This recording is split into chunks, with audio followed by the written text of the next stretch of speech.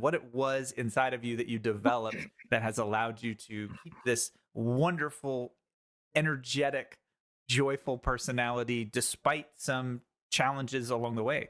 Sure. So what he's referring to, well, if you read between the lines, is what we talked about during the pre-show.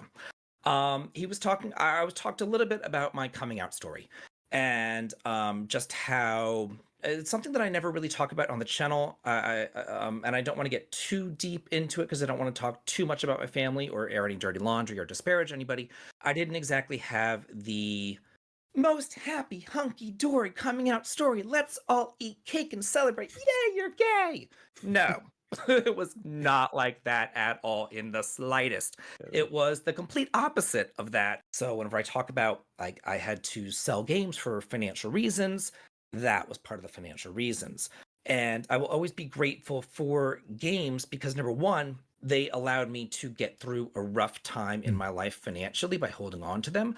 But number two, they kept me sane because I was able to, no matter what horrible things were going on in my life, in my personal life, in my home life, or whatever, I could turn on a game and I could lose myself in that game world where everybody was happy, everything was nice, everything was bright, everything was colorful, everybody got along, power of Mhm. friendship, rah rah rah.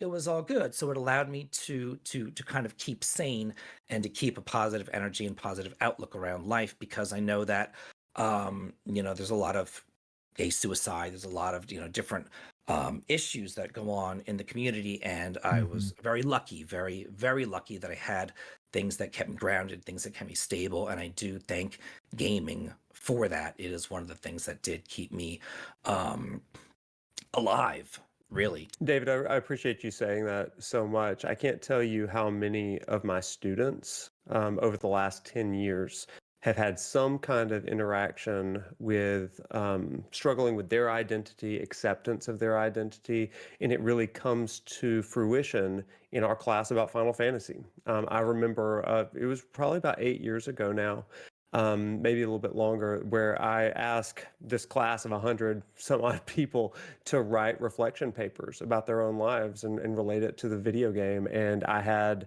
a couple of students that came out for the first time in those reflection papers. And it was just this really potent, powerful moment where they were able to talk about Noctis and they were able to talk about how his journey in some ways was mirroring their own. Mhm. And it was an escape for them, but it was also a way for them to reflect deeply on that.